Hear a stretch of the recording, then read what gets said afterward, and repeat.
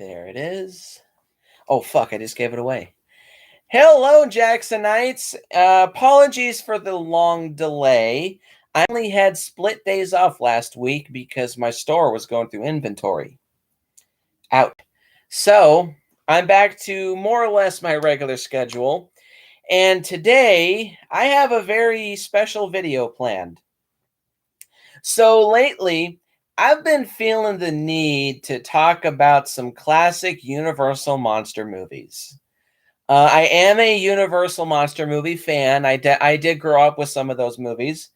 Um, and I think Universal is probably my second favorite movie studio out right now.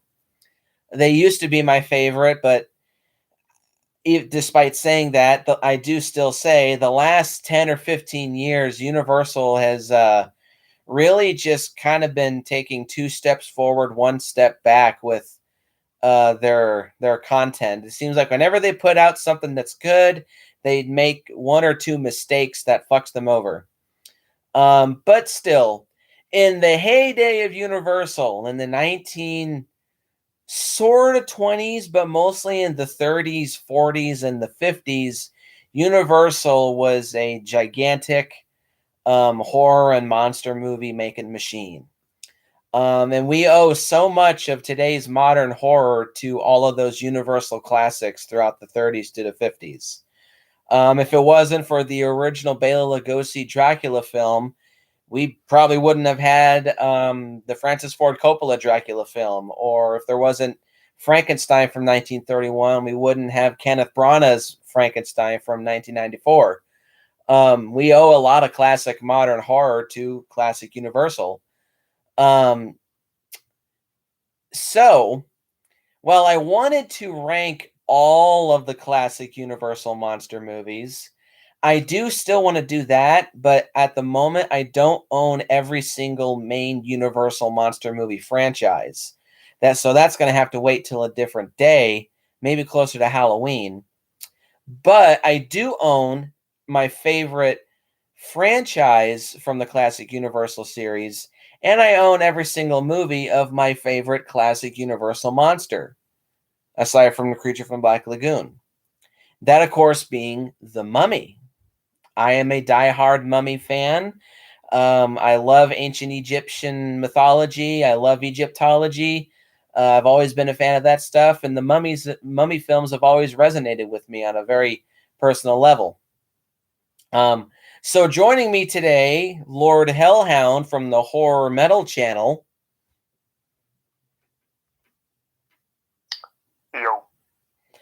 He and I will be ranking all 10 Universal Mummy movies. This includes the original 1932 The Mummy, starring Boris Karloff, the 4 spin-off Mummy movies, The Mummy's Hand, The Mummy's Tomb, The Mummy's Ghost, and The Mummy's Curse, Abbott and Costello Meet the Mummy, the 3 Brendan Fraser Mummy movies from the 90s, not really the 90s, because only one was in the 90s, and it was in 1999, but the 3 Brendan Fraser Mummy films, and of course, the latest entry being the 2017 Tom Cruise The Mummy.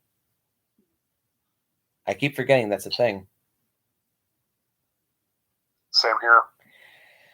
So this should be an interesting list. Now, full disclaimer, I don't really think any of these movies are bad per se. I don't know what Hellhound thinks of all these movies.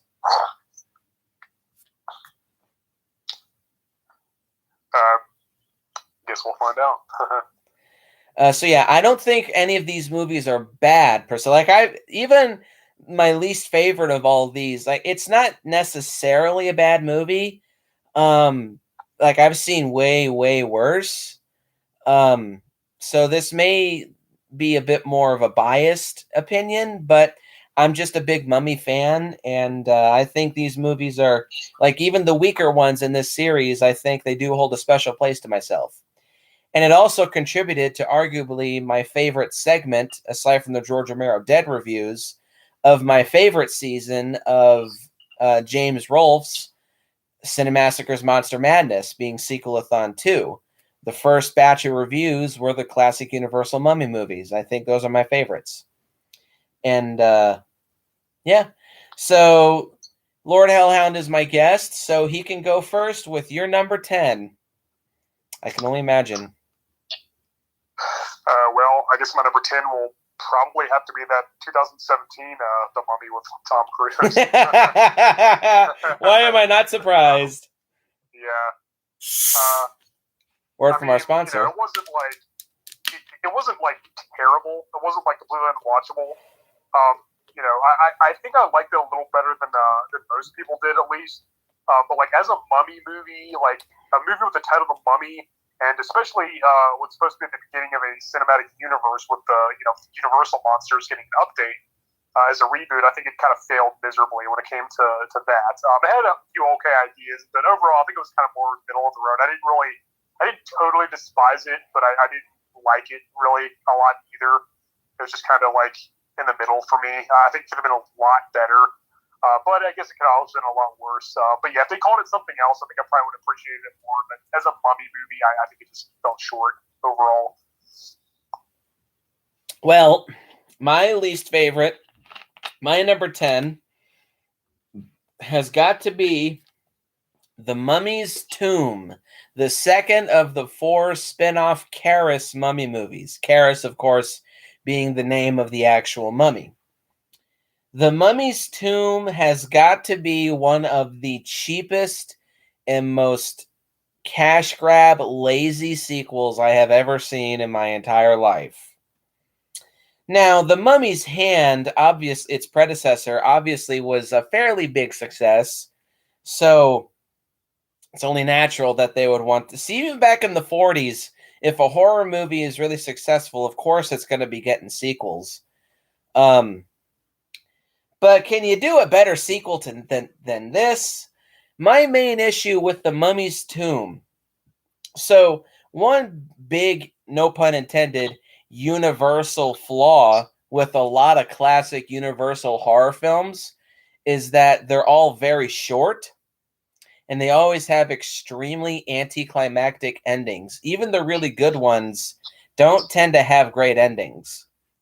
And The Mummy's Tomb has got to suffer the most of this issue.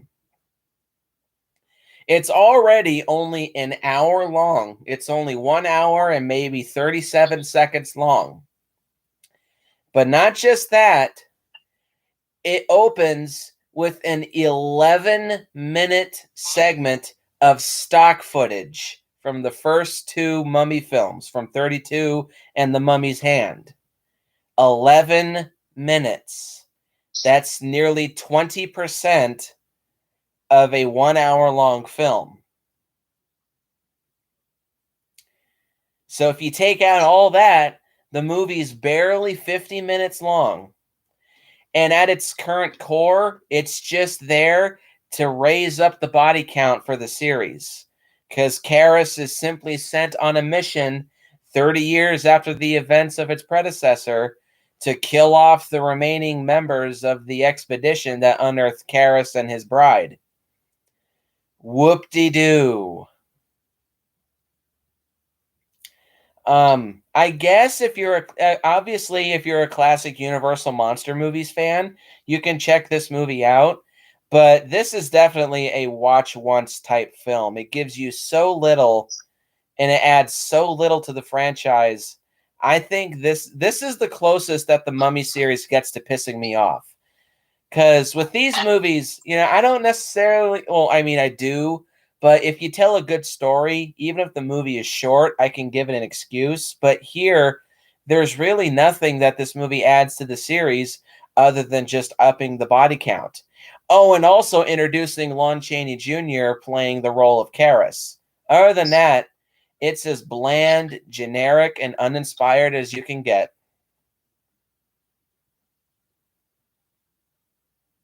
You're number 9? Yeah, I agree. That's going to be my number 9. Mummy's Tomb. That's my least favorite of the original Universal series. Pretty much for the same reasons you gave. Yeah, overall, it just felt it's way too short, like you said. used too much footage from the previous film, and it kind of just felt like a rehash of The Mummy's Hand. It felt like it didn't really add anything new that The Mummy's Hand didn't already do. There wasn't really a lot to it. It just kind of feels like, I feel like each Mummy movie kind of added like something new, and this is the one that kind of this is the only one that really doesn't, aside from just too much archive footage. And what was really the reason for having them jump forward? What was it, like 30 years? 30 years, like, yeah. I never really understood the point of that, but I don't know, whatever. I guess they had a reason, but yeah, it just feels very underwhelming. It's always been my least favorite between. Also, I know this joke has been done a couple of times, but if we're gonna presume that The Mummy's Hand takes place in its current date and year of 1940, so that means that The Mummy's Tomb takes place in 1970. Why does it still look like 1941? Yeah, exactly. Doesn't look quite like 1970. Nah, I don't see Karras walking around with a big ass fro. Right. Yeah. Dance to disco and stuff. And funk. Whatever then. Continue. Yeah.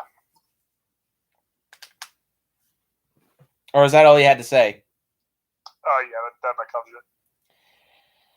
All right, so at my number 9 comes the final Karras mummy film, The Mummy's Curse. This one shows signs that the franchise just totally ran out of steam. And it kind of does suffer from a lot of the same problems that all 3 sequels to The Mummy's Hand share. This one, once again, is an hour long. Also, this one, once again, features a lot of stock footage, 8 minutes this time instead of 11. But still, that's like 15% estimation of this movie's runtime. Also, the makeup on Karras this time is cheaper. Normally, Lon Chaney Jr. would have been wrapped in bandages all day, and his face would have been covered in liquid clay and dirt. In this movie, though, the makeup artist Jack Pierce, the Tom Savini of his day, decided to make Lon Chaney Jr. a mask, which I kind of have mixed feelings on, because on one hand, I mean, yeah, I guess that is easier than literally having your face covered in an inch or two thick layer of mud. But it definitely does show, because my main issue with the mask is there's moments where they hide it well, and then there's moments where they don't. Where you can see the seam of where the mask ends and where the actual mummy costume begins. And they stick out like a sore thumb whenever you can see them. So it's just really inconsistent. I just kind of feel like because this movie was so rushed and so quickly made, they kept forgetting to try to hide the mask. And also, this one just kind of ends really lamely, because twice beforehand, Karras had survived being set ablaze, whereas here in this one, Karras is defeated simply by falling stones. What? Oh, and also the main female love interest in this movie is as bland and boring as you can get. She's amnesia-stricken the entire film, but she somehow magically knows that what they're looking for and what's chasing after them is a 3,000-year-old mummy because of some moldy bandages that she happens to find. But I will say, I like the music score, even though it's recycled from The Wolfman. I think Lon Chaney Jr., despite the mask, gives a pretty decent performance physically in this film.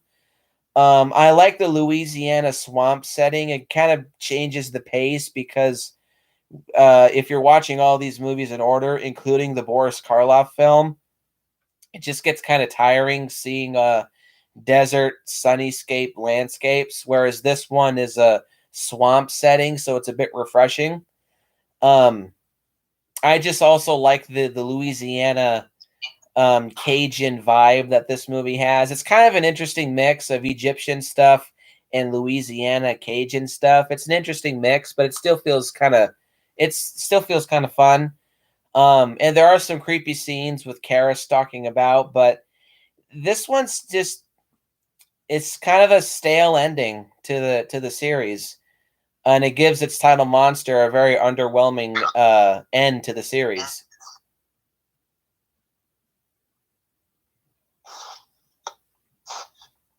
Moving on. Yeah, I agree.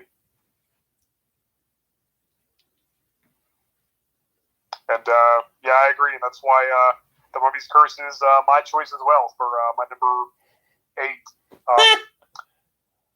Yeah, it's yeah, Mummy's Curse and Mummy's Tomb have always been my two least favorites of the original Universal series. They're the most similar.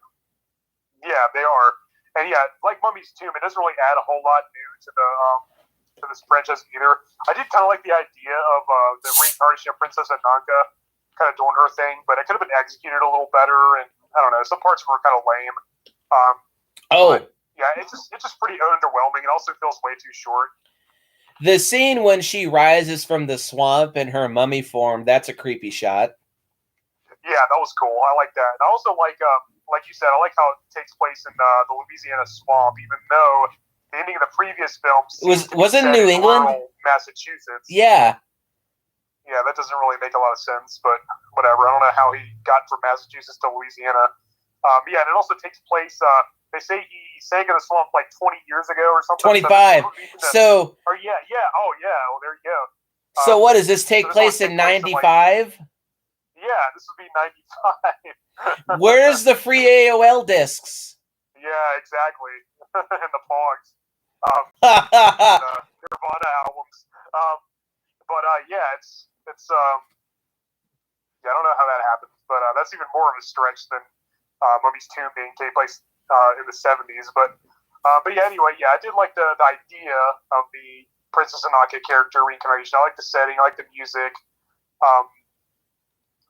and yeah, it is really lame the way that they defeat Karis at the end. He's been through way more than that. Yeah, just some falling bricks or whatever is what finally stops him, and that was the last time we saw him too. So I guess we can conclude that is how he was ultimately defeated, which is kind of lame to say the least. But yeah, overall, just kind of an underwhelming entry. It's a little better than Mummy's Tomb, but not by a whole lot. Nah. My number 7, is it 7? No, 8, is gonna be The Mummy's Ghost, the third in the Karis Mummy series. This one kind of suffers from some similar issues, but I feel like aside from The Mummy's Hand, this is the one that they were trying the hardest with. I think Lon Chaney Jr. gives his best performance as Karis in this movie. Like the whole movie, he just seems really pissed off. Like especially at the beginning when they're about to collect Princess Ananka's body, but right as he goes to touch her, it crumbles to dust. And you can just tell with Lon Chaney's one eye and how he's like angrily clenching his hand, and then he just starts fucking up the museum left and right. He's just really pissed off this whole movie. And like he's getting really, really sick of taking the gods' shit and taking these priests' shit. Aside from the opening, the middle is pretty much the same, even though it does still have like that creepy camaraderie. It kind of feels like the Wolfman a little bit, a continuation of the second half of the Wolfman, where everyone is just teaming up to try to catch a monster. So that's good. But what sets this one apart is its ballsy ending. The girl dies. The main love interest of this movie. You think it's just going to be a typical classic Universal ending where they're going to hug and kiss it out and she's going to get rescued and yada, yada, yada. The end. Nope. The mummy kills his master, played by John Carradine in brownface. Wow. Definitely the 40s. Kills his master and then takes the girl. They both walk to the swamp, and then they sink into the swamp as the princess turns into the actual Princess Ananka. Turns into a scary-ass looking corpse. And that's how the movie ends, with them sinking into the swamp. How ballsy. Yeah, that ending was very ballsy for the time, for sure, and it's pretty awesome, too. It was the best part of the movie. Yeah. I think it definitely added some points to that one, which I'll elaborate on once I get to that entry in my ranking. And also, of all the priest characters in this movie, or these movies, well, the all 4 Karras films, aside from George Zuko in The Mummy's Hand, I definitely think John Carradine has the best priest character, because the Turhan Bey was just kind of boring in The Mummy's Tomb, and the guy from The Mummy's Curse was just kind of boring and over the top. John Carradine actually feels like he was trying with this film. So yeah, there's that.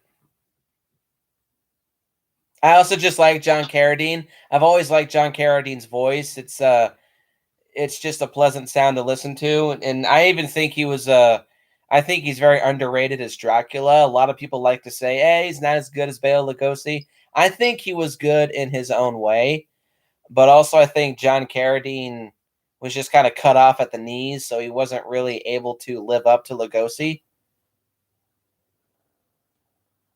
But that's beside the point. So yeah, The Mummy's Ghost, it's a decent movie. I watch it mainly for the ending and Lon Chaney Jr.'s performance as the Mummy. Continue. Well, yeah, my number 7 is going to be Mummy's Ghost as well. God damn. So far, we're having quite a few of the same ones. Yeah, like you said, the ending is awesome. That made the movie even better than it was. I think it's a really good entry in the series. And I always like John Carradine as well. I think his version of Dracula from House of Dracula and House of Frankenstein is pretty underrated. And I like seeing him in some of the other Universal monster movies he was in, like The Hunter and Bride of Frankenstein. And yeah, I always like John Carradine. I think he was. John Carradine was in Bride of Frankenstein? Briefly. As one of the hunters that come after him when he's. Okay. I haven't seen Bride of Frankenstein in years, so I couldn't say. Yeah, he didn't have a very big part. But yeah, I like him. He's my favorite of the villains, other than Karras, of course. Next to George Zuko's character. A lot of them have the last name Bey, and so I get them all mixed up. Yeah, Yosef Bey, who's the name of the character, and then there's Turhan Bey being the name of the actor. The actor, and then there's Mehmet Bey, and then Ardith Bey, which was Imhotep's the fuck? First Mummy movie. Yeah, it's too confusing. But anyway, George Zuko's character, and Yosef Bey and John Carradine are my 2 favorite villains, other than Karras and Imhotep in the series. And overall, really good movie, awesome ending, cool setting, cool characters. I really dig The Mummy's Ghost. My number 7, this one's going to be controversial, is The Mummy 2017. Now, I don't think this is a bad movie. I just think it's a bad start to a series. It's very obvious what this is trying to do. This is Universal trying to turn the classic monsters into the MCU. But the thing is, and what so many people in Hollywood just fail to realize about cinematic universes, it's actually something my wife said to me that sums it up perfectly. Rome wasn't built in a day. The MCU didn't start out with people saying, we want to make this big, giant, grand, interconnected franchise of movies. No, it just started out with Jon Favreau wanting to make an Iron Man movie.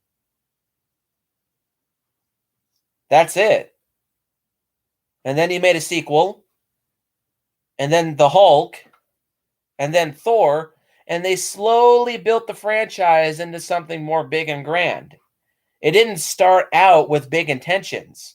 He just wanted to make an Iron Man movie. This movie for starting a franchise utterly fails. Straight up. Who the hell's texting me?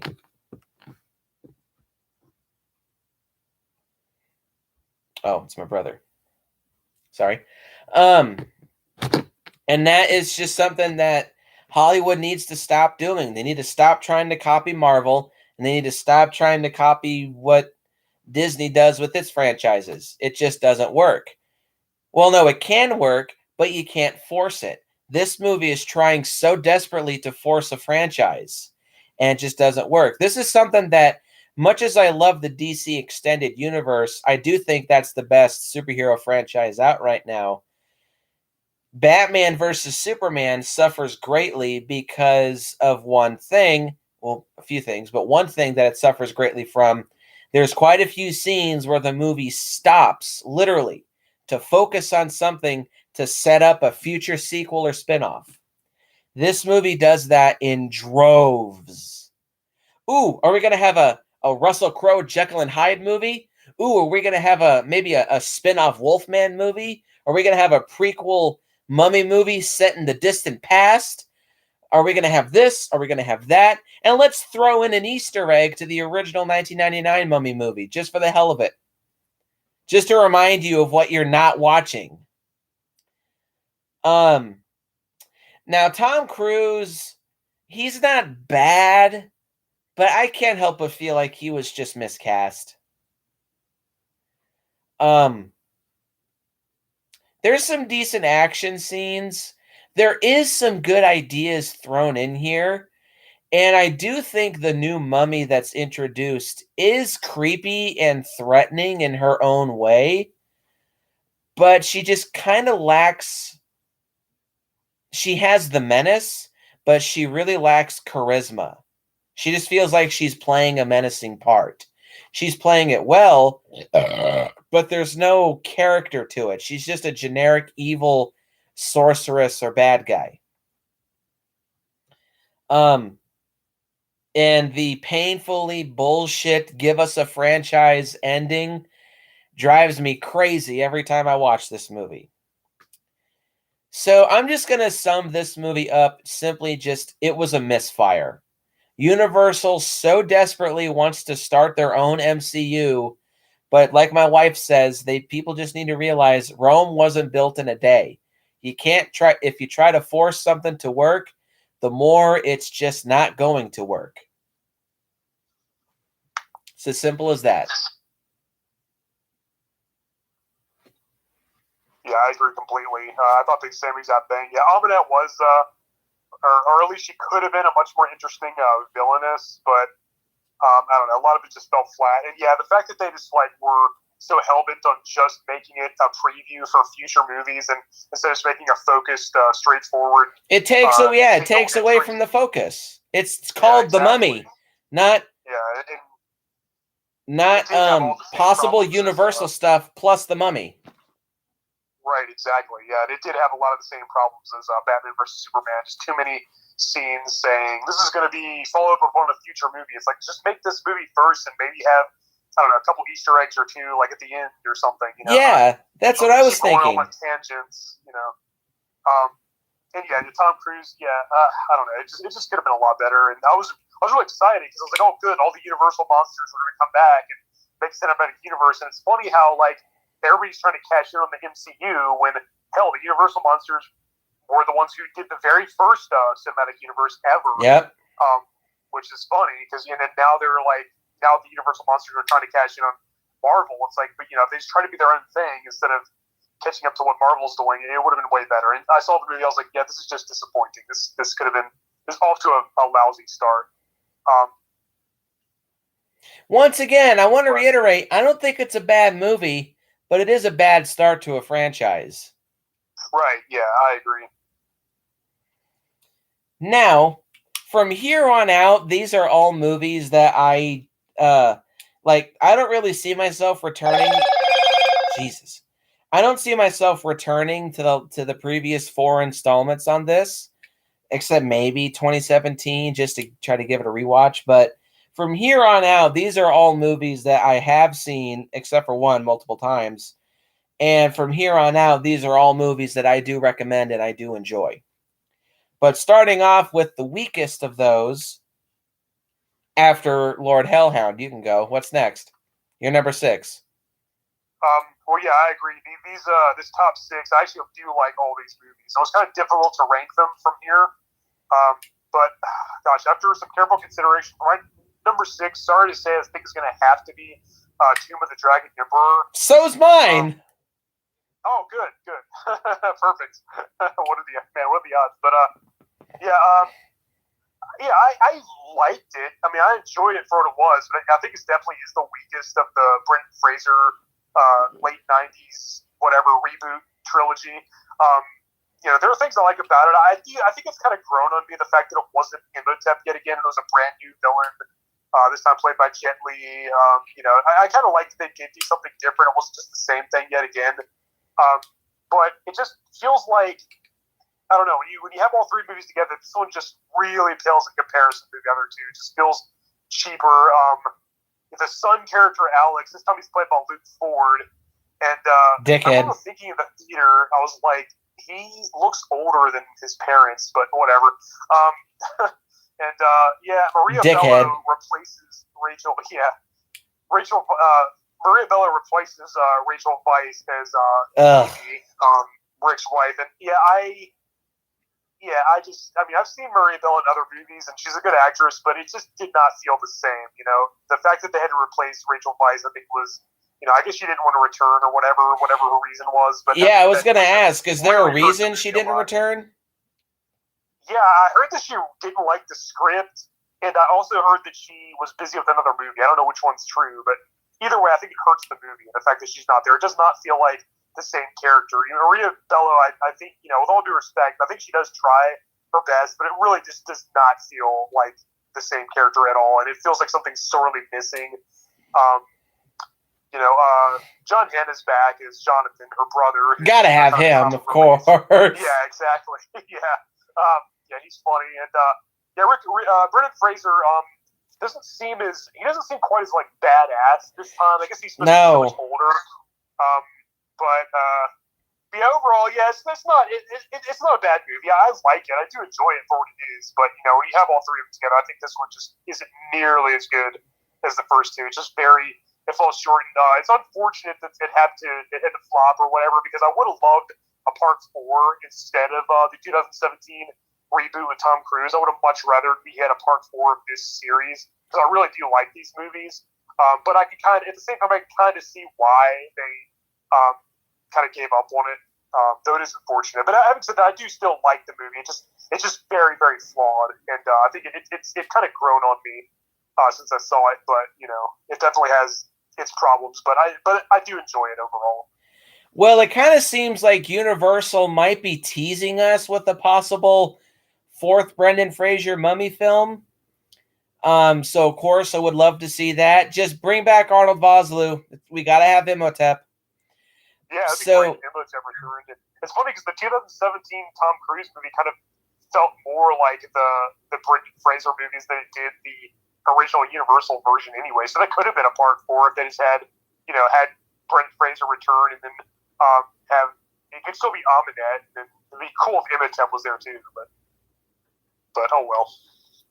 So my brief thoughts on The Mummy, Tomb of the Dragon Emperor. I was kind of excited when I heard this one was coming out because, of course, I'm a big fan of the first 2. I don't believe I've said that before, but I am.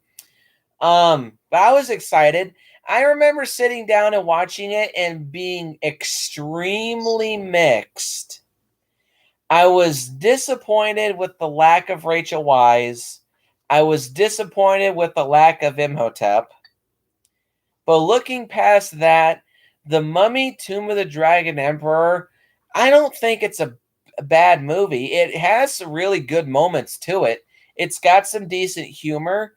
I actually think it's funnier than the second one, because the second one is great, but it's a bit too devoid of humor. Yeah, I think it's funnier than 2. At least we do have Brendan Fraser and John Hannah back as Jonathan and Rick. It's got good action scenes. It's got some good effects. minus the horrendous King Ghidorah wannabe CGI Jet Li face. Oh my god.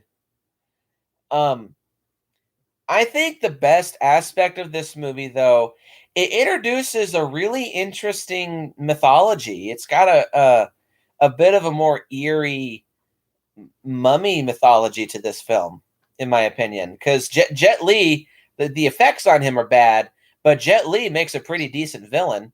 The only issue, though, is that he's just very one note, a very angry, stereotypical Chinese warlord.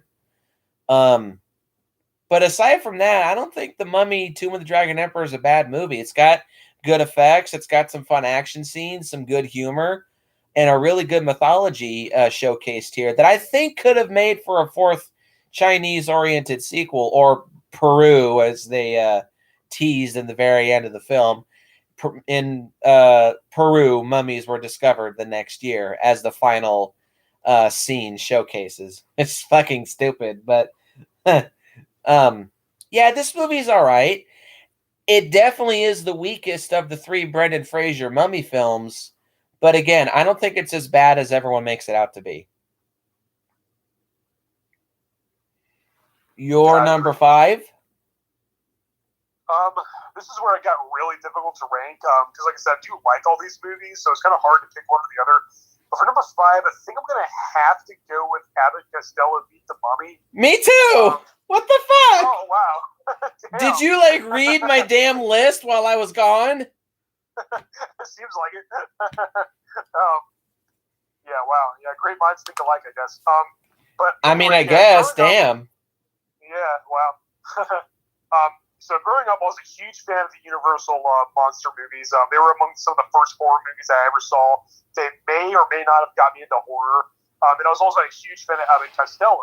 I loved both of them, and when I heard that like these two things all crossed over, I was thrilled. And I love Abbott Costello Meet Frankenstein. It's one of my favorite horror comedies ever made.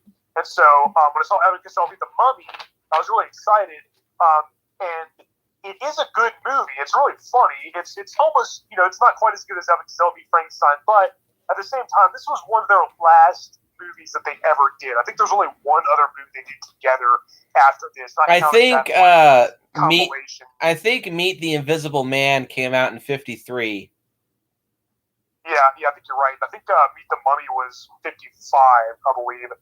So it was their last. It was the last movie with a monster. Yeah, I think you're right.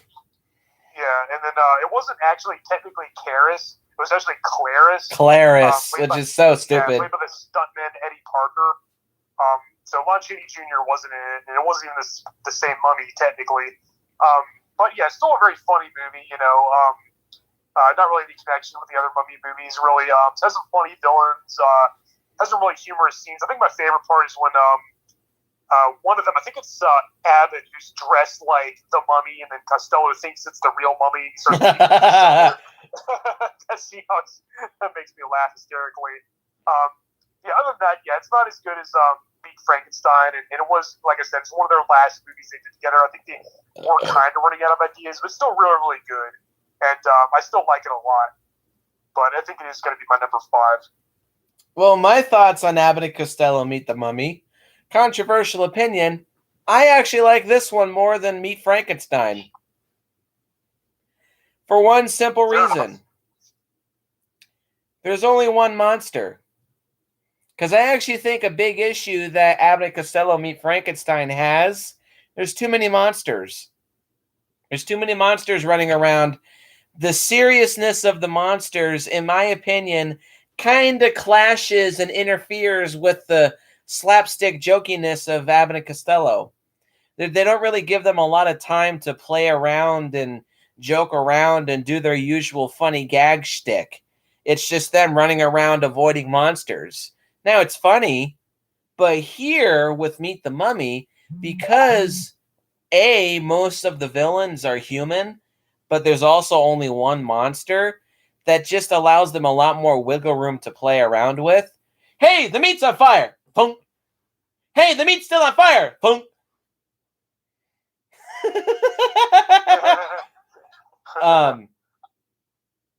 What else? There's some really funny gags. I think actually Costello might be at his absolute funniest in this film. Because he's just hooting and hollering and jumping around left and right like crazy, and it's just absolutely hysterical to watch that man run. That short fucking little human-sized pug dog run around and screaming, ah!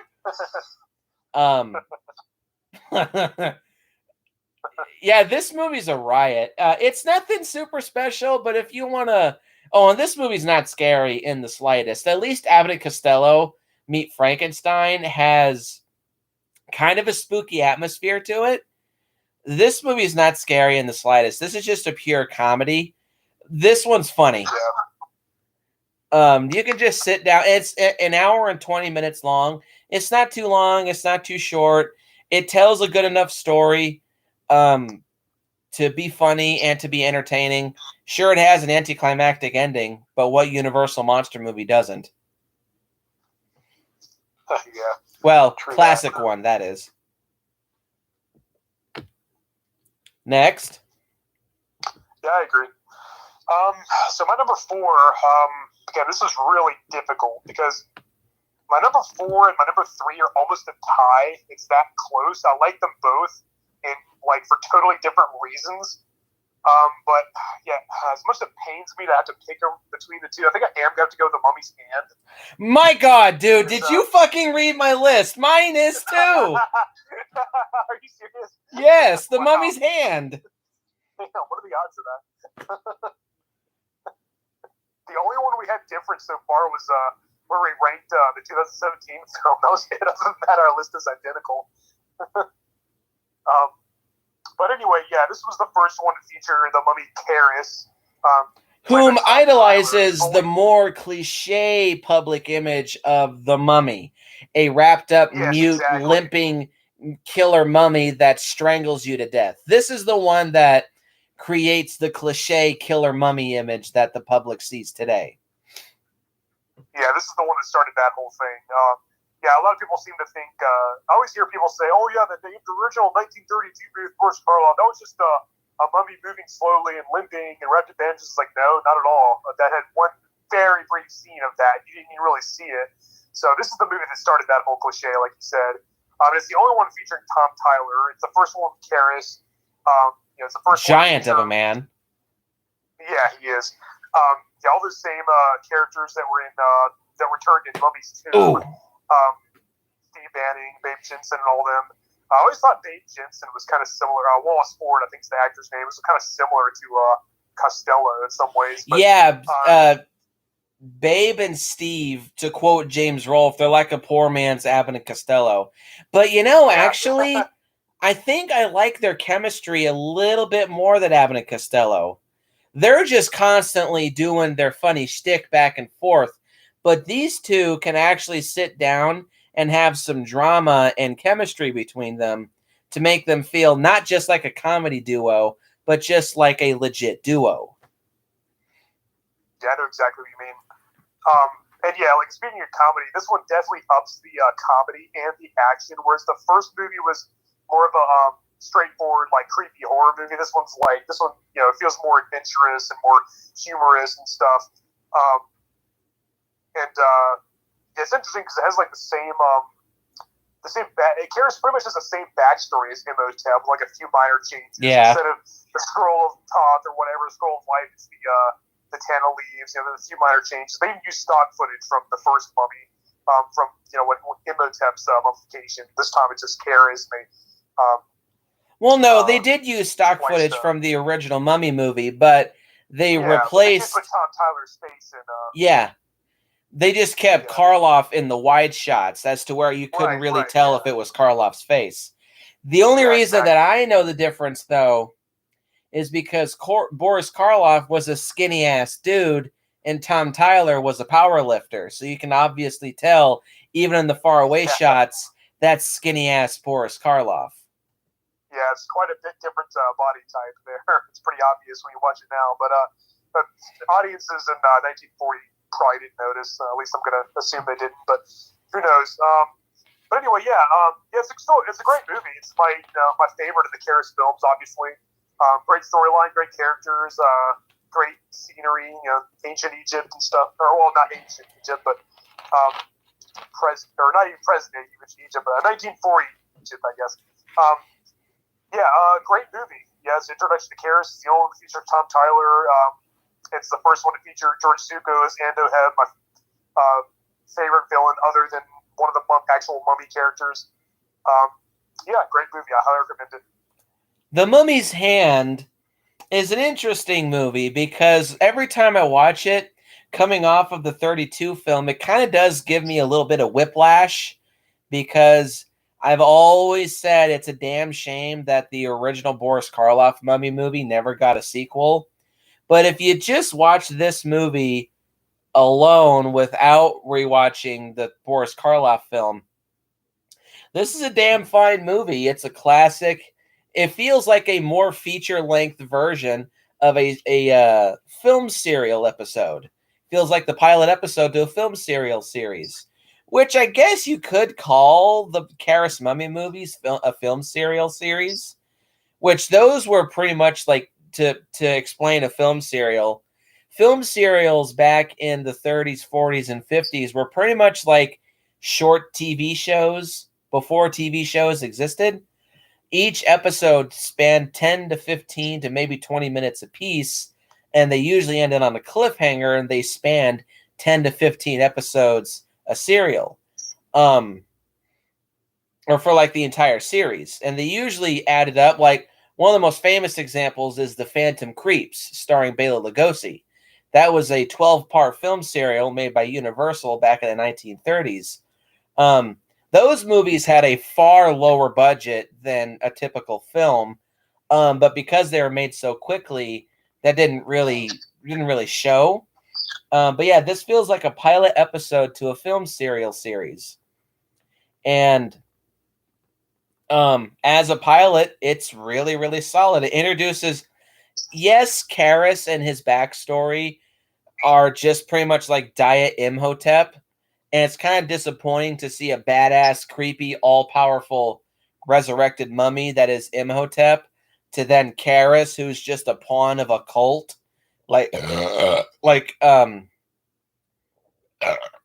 Curse of Michael Myers, Michael Myers. So it is a little bit lame, but at least, unlike in the producer's cut of Curse of Michael Myers, at least Karras gets to kill people and actually do something. Yeah, true. And the makeup job and the costume on Karras and the Mummy's Hand, Tom Tyler, I believe, was like 6'5", and he was a power lifter, and he was made full body makeup to be a mummy. He certainly is imposing, and he cuts an intimidating figure. Though the poor dude was literally mute when he was in the costume. And I remember one of the actresses was giving an interview when she first met Tom Tyler. He couldn't speak, so she ended up saying he pretty much just was the mummy on set. He never spoke. He always limped around because the costume was so stiff, and he just looked so miserable and uncomfortable, like he really was a 3,000-year-old, barely alive mummy. Yeah, I kind of worked to the movie's advantage, I guess. Yep. So yeah, The Mummy's Hand, it's got a lot of good humor. It's got some good characters. It's got a good mummy and backstory. It's got some good action scenes. It's a fun movie. Not exactly a masterpiece, but still, it's a fun movie nonetheless. And I definitely would say it's probably one of the best classic Universal monster movies. Most definitely. You're number 3. I guess my number 3 would have to be The Mummy Returns. Okay, now we're different. Finally. I really, really love it, though. I love that movie. I think it's excellent. It's very fun. It's very entertaining. Very action-packed, adventurous. It's very funny. It's got everything. There's some bad CGI in it. I'll get to in a minute. Also, other than that, their son, Alex, the kid character, kind of gets on my nerves. I guess he's got a few funny lines, but overall, he's just kind of annoying. Yep. I didn't really still see the need for them to have a kid, but whatever. I guess they had to do something different. And yeah, Arnold Foster returns to Imhotep. He's great as ever, as always. And the new character, the Scorpion King, played by The Rock, was a cool idea, but unfortunately, when we see him towards the end, yeah, the CGI looks really bad. It looks worse than the CGI for the King Ghidorah ripoff Dragon Emperor played by Jet Li from Two Minute Dragon Emperor. I don't know. I don't know. Well, That's really debatable. It's a close one. It's a close one. I think they're both bad, but it was a cool idea for a character nonetheless, and it was a cool design. I just wish the CGI looked a little better. There's a few other bad CGI shots, like when Imhotep looks fine when he's like skinless, when he's like a skeleton, but then the first scene where he takes a little bit of a flesh from the three guys, and we have a little bit of flesh on his bones, and he turns and looks at the camera. That shot hasn't aged very well. But anyway, other than that, yeah, other than some bad CGI and the Alex character being kind of annoying, I think it's a great sequel. I think it's kind of underrated. I always hear people say, "Oh, I love the first one, but too bad the sequel sucks so bad." It's like I don't think so. I saw it in the theater when it first came out, and I had a blast. It's a very fun theater experience, and every time I watch the movie, I always think, "Oh yeah, people are probably right. Maybe if I watch it again, I might think that it's not as good as I remember or something." Then I watched it, and I was like, "No, it's still just as good as I remember." I think it's a classic. I absolutely love it. I think it's a great sequel. It expands upon the original, brings some new ideas, does something different, while at the same time being very true to the original as well. As a continuation. Yeah, it's just great. It's funny. It's action-packed. It's adventurous. A few creepy moments. It's not as much of a straight-up horror movie as. Oh God! In my opinion, the horror is completely dropped. Yeah, pretty much. Whereas the 1999 version was more adventurous and comedic than the original Universal versions. It was still a horror movie as well, which this one not so much. But I don't know. This is a couple creepy scenes. I'm mostly thinking about just those little demonic pygmy things that they. I just thought those are funny. Yeah, they are funny. But that would be pretty horrifying in real life. But yeah, anyway, very solid sequel. I absolutely love it. My number 3 is the original 1932 Boris Karloff Mummy. Now, the only reason this is at number 3 is because I saw 2 and 1 first, and I grew up with those. I didn't see this movie till I was about 17. But it definitely, in my opinion, is the best of the classic Universal Mummy movies. It's got the best blending of genres. It's a great mystery movie. It's a great period piece. It's a really good tech demo because it improves on a lot of mistakes that were made in Frankenstein and especially Dracula in the previous year. Even though this movie is very similar to Dracula, it still does improve on that. Speaking of which, it has a very original plot. And in my opinion, this is probably Boris Karloff's best performance of any Universal movie he was in, with the possible exception of Dr. Niemann from House of Frankenstein. Boris Karloff is awesome as Imhotep in this film. He's very creepy, very charming, very threatening and intimidating. Even though he's a scrawny old man, he's still creepy as shit. The one sole problem that I have with this film, God, does it have an anticlimactic ending. Yeah. It had a really, really good first 70 minutes, but then it's the last 3 to 5 minutes where it just literally, like Imhotep and at the end of this film, crumbles to dust for me. Other than that, though, this movie is something special. And Boris Karloff is awesome. Oh yeah, commands the movie. He has great presence, and the ending is really anticlimactic. And some people say, "Oh, well, it's 1932. What do you expect?" It's like, yeah, but Frankenstein, which came out a year before, had a much more exciting ending than the Mummy did. Yeah, for sure. Obviously, it's not going to be very action-packed or adventurous, and but yeah, the ending is too abrupt and a little underwhelming. Because up until that point, it was just just great. My favorite line in this movie from Imhotep: "You will not remember what I show you now, and yet I shall awaken memories of love and crime and death." I love the way Boris Karloff speaks in this film. It's very creepy, Yes. and it's very charming and very alluring, and very hypnotic too. Yeah, rise again, even as I have risen. He's got some great lines. That's probably my second favorite Karloff performance ever, next to obviously Frankenstein's monster. But he actually has more to do as Imhotep in a way. He's kind of more of a villain in a way. But both great characters in different ways. Your number 2. Well, it's hard because my top 2 it gets almost a tie. But I guess I'll have to give the slight edge to my number 1 choice.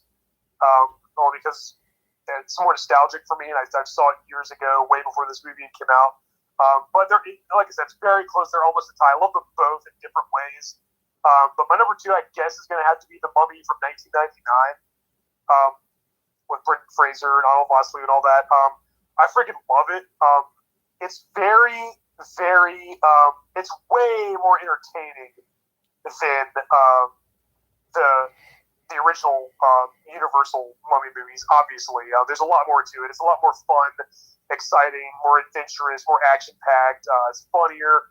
There's way more to it. And in fact, I'll even go so far as to say that if I was on a desert island and I could only pick one Mummy movie to take with me, and there's only one Mummy movie I could watch for the rest of my life, it would be this one, only because, like I said, there's a lot more to it, and I do enjoy watching it more than the 1932 film.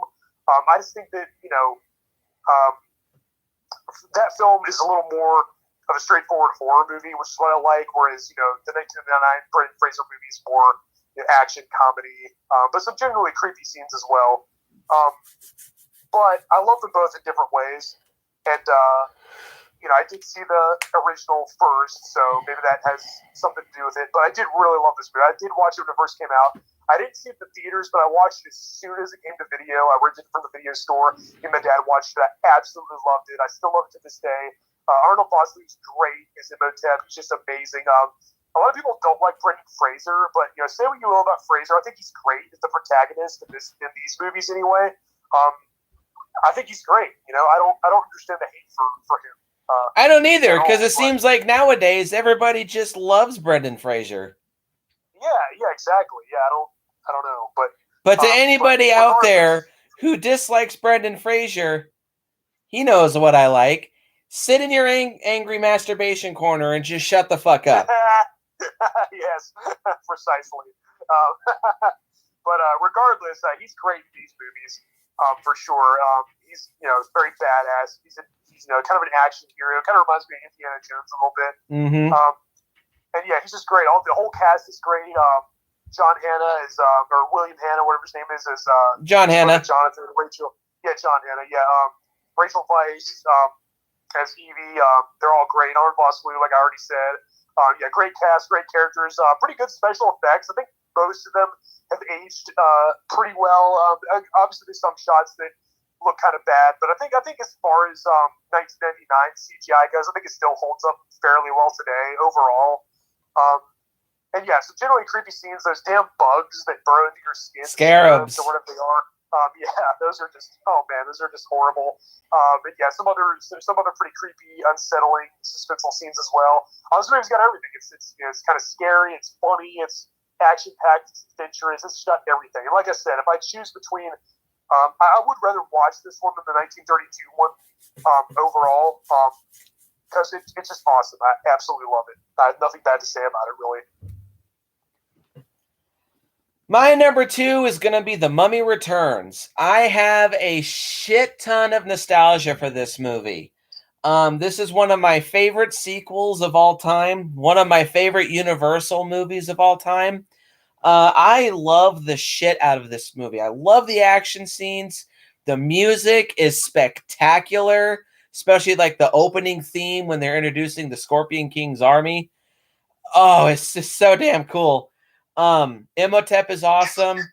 The Scorpion King himself, design wise, is pretty damn badass. And of course, this introduced the world of cinema to The Rock. It also led into the Scorpion King spin-off series. The first one's great. The sequels are hit and miss.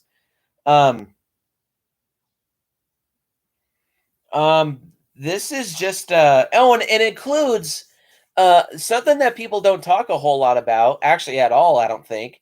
This includes a bit more Easter eggs to classic Universal movies, like when Imhotep is talking to reincarnated Ankh-Senamun, the way that he waves away the fog to reveal the flashback, very similar to when Imhotep is speaking to Zeta Johan's character in the original Mummy.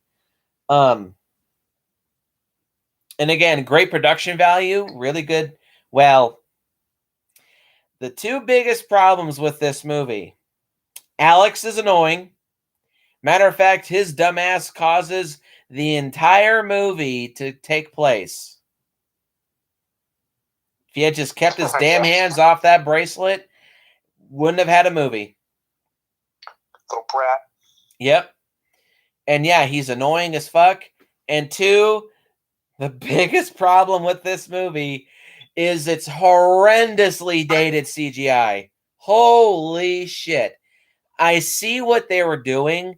I think Universal was just getting too ambitious and too big for its britches at this point. But my freaking God, is there some dated, horrendous ass CGI in this movie?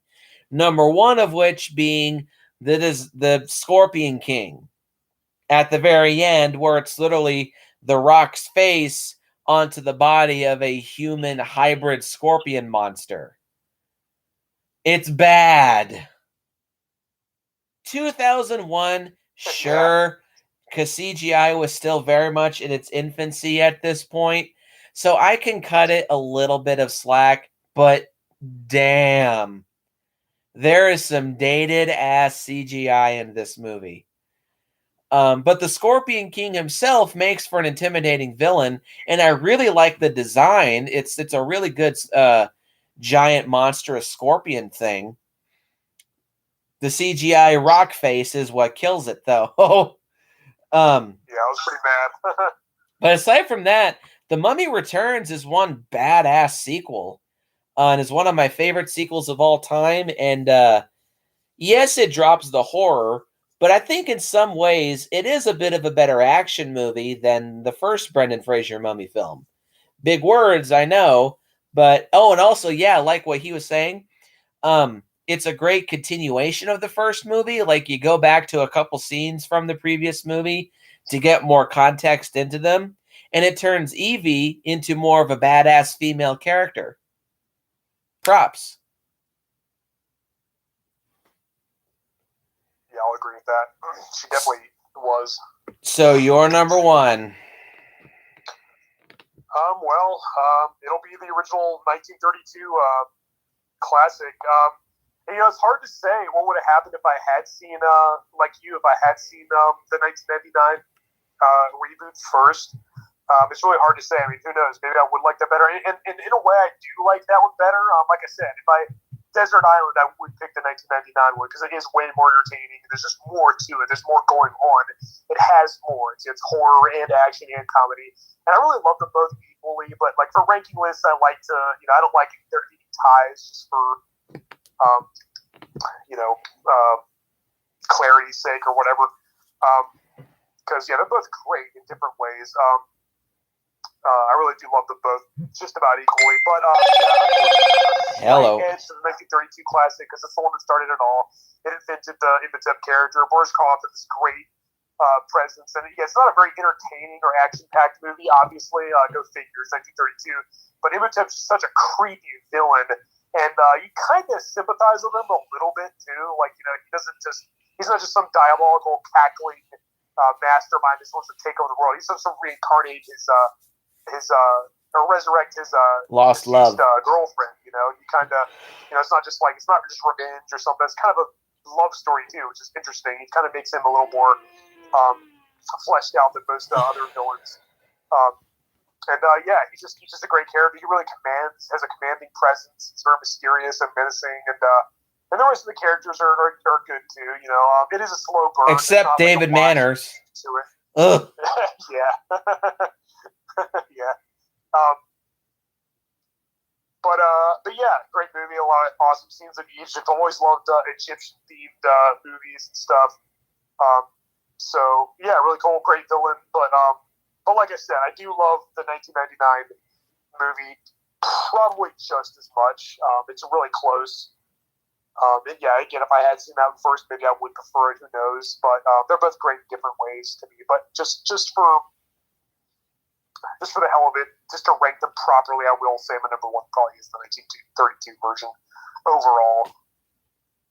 But they're all great. All right then. So that leaves my number one. What the hell do you think it is? My number one is the 1999 remake of The Mummy. I'm actually going to keep this brief. I'll just say I love this movie. It's a perfect blend of action, horror, fantasy, and that's pretty much it. Oh, and a little bit of romance elements too. Oh, and comedy. Yeah, thank you. It's a great loving tribute to classic Universal monster movies, but just like classic cinema in general, because it very much feels like a classic film serial adventure serial that inspired Indiana Jones. Jackie boy, you show up at the last minute because I'm at my number one, so I'm about to wrap this up. Yeah, I love this movie. It's one of my favorite films of all time. And you might be wondering, why am I keeping it so brief? Well, that's because tomorrow I'm going to be reviewing the 1999 Brendan Fraser Mummy film. So, I'm actually going to cut it here. Hellhound, you got anything to plug? I love these movies. I love the Brendan Fraser trilogy. I love most of the original Universals, and also love the Hammer movies, and I highly recommend everybody check those out as well. But as far as the Universal movies, yeah, that's how I rank them. All right. Post your comments down below. Let me know what you think. Hit the like button and hit the subscribe button and share this video with your friends. Look forward to my reviews of the Brendan Fraser Mummy trilogy coming out. First one tomorrow, the last two next week. Look forward to those. And as always, go out and if you're going to go to ancient Egypt and you stumble across a tomb that has an ancient Egyptian seal on it, run. And I will see you guys in the next video. Go check out Lord Hellhound's channel. He has a certain top 30 that he needs to start working on. Yeah, I do. And I will see you guys in the next video.